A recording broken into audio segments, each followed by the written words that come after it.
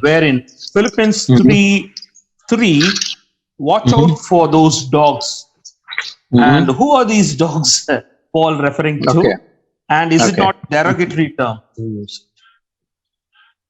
It is. It is very much a derogatory term in our context, and I'm going to assume that it might have been a derogatory term in their context as well. Otherwise, he need not have used a term that is that is as serious as this.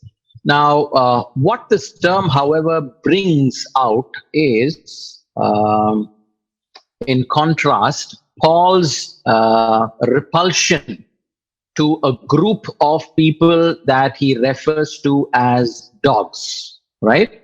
And who are these group of people? These group of people are uncommissioned men that go out of the city of Jerusalem, quote unquote messianic Jews who have believed Jesus to be the promised Messiah, but who also say that above and beyond Jesus, we also need to continue to uphold the Jewish tradition, particularly the tradition of circumcision and abstinence from certain food and certain special Jewish feasts and high days.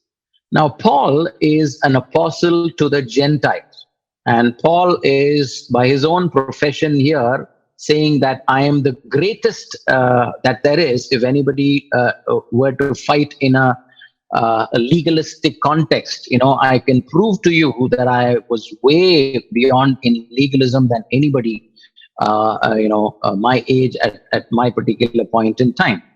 So he's saying, I have been entrusted with a divine revelation that even though I have been a Hebrew of Hebrews, that this gospel is extended by the grace and mercy of God alone. Because of the rejection of the Jews, it is now available to the Gentiles. And he writes so many things, to prove it. And this is his life preaching, and he devotes his entire life wherever he goes to being an apostle to the Gentiles. And now, when this is happening, imagine a group of people coming and diffusing all that he taught, and in some ways invalidating everything that he received from God, and in some ways putting a legalistic burden and adding something to the gospel. Now, because these people are doing this, that is when Paul gets really, really very upset. And sure enough, this might have been a derogatory term, and I am not in any mood this evening to defend Paul's innocence in this matter. If he has used a derogatory term, so be it. But what comes out of that is that he is in some ways thinking it is justified to use that term to this group of people. Okay?